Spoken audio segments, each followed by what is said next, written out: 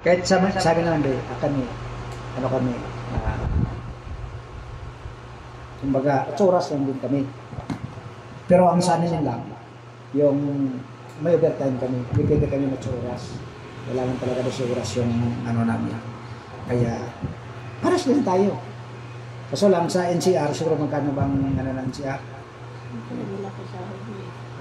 Kasi nga, nagdagdag doon sa ano. Pero, ayan ba sa'yo, company na talaga yan, hindi ka naman ng agency, sigurado yung SSS mo, sigurado yung pag-ibig mo. May pag-ibig ka na sa akin, may pag-ibig ka pa. Ayan. Ang isipin natin ba yung long term, kumbaga yung panahon pa, susunod panahon. No? Darating, ngayon kung maging ano ka na sa Jollibee, maabot mo na yung talagang tao na talaga na retire ka na.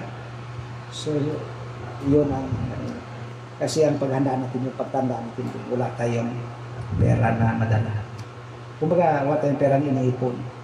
Kundi yung, wala na yun, kundi pang, ito, yung tawag nito, yung pag-retire mo. Success. Pinaka, ano yan, pinaka number 1. Mamatay tayo, huwag may burial tayo. Ganun yun eh. Ganun yun. Di ba mga idol, tama ako. No. Sa kayo, huwag niyo isipin ang ngayon. Isipin niyo yung susunod mga panahon na darating. No. Kasi ngayon, mayroon tayo. Yung isipin natin yung, sabihin natin, mag-abroad ako, di ba? Tama, lahat ng abroad, asinso. Pero pag hindi ka na nag-abroad mga idol, wala na. Wala na yung ipon mo. Siyempre, mayroon kang pangarap mo sa Pilipinas. Tapusin ko yung bahay ko. Tapos yung kamag-anak ko pa, bibigyan ko. So, wala ka na naipon. Unlike kung nag-employed ka sa company. No?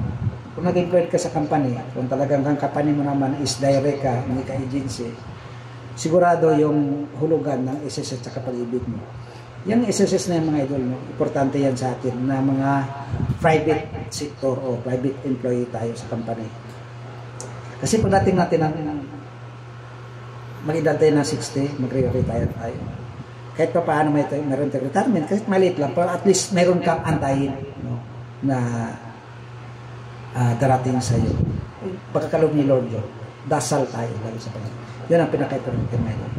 So kaya sabi ko kay partner ko, swerte mo na yan, nakapasok ka. Hindi natin isipin, pangarapin kung gumanda yung bahay natin. Na importante din lang tayo matulungan. Hindi tayo mapasmo sa pagkain. Ay po, isipin natin yung panahon, susunod na panahon na tayo yung hindi na tayo malakas. No? O bibigyan tayo ni Lord. Meron tayong pera. Meron tayong aantayin na sahod mula sa gobyerno. Gobyerno naman ang magpasahod sa atin mga idol. Kasi meron tayong tinatawag na retirement. Okay. No. Ganun yun. So, ngayon, mayroon tayo ang itisipin. Kumbaga, itatanim lang natin, susunod aanihin natin. Yan ang masasabi ko lang. Kaya sabi ko, mag-abroad ka, o malaki, sasabihin natin, 37,000 sa sahurin mo sa Hong Kong. Pero sabi ko, saglit lang yun. Siyempre, gagastuhin natin ito sa Pilipinas din. Pangarapin natin, kumanda yung bahay, di ba? So, alam niyo mga idol, yung bahay, mandila ka lang matulungan. So, hindi naman masama yung mangarap. Pero isipin natin, yung sunod na mga, ano pa, mga taon mga idol. Yan ako eh. No? So, yan, good luck. Siyempre, sabi nila, kunti ang sahod sa Jollibee, no, part-time. Pero bakit yung iba? Tularan natin ng iba na matagal sa Jollibee. Nakatira din sa Lumina, di ba? So, ibig sabihin, may kaya din bubuhayin ang pamilya. Kahit, siyempre, sabihin natin na medyo kulang, at least mayroon tayong antay, may trabaho tayo kaysa nakatunganga lang tayo, di ba? So, ganyan lang din idol ang ano ko sa kanya. Kaya, sinusuporta din ako. Eh, wala namang ibang matulungan, kundi kami lang din. Ako, ginawa ko may effort ko. So, at least, nandyan si Lord, hindi tayo pabayaan. Diba? Thank you.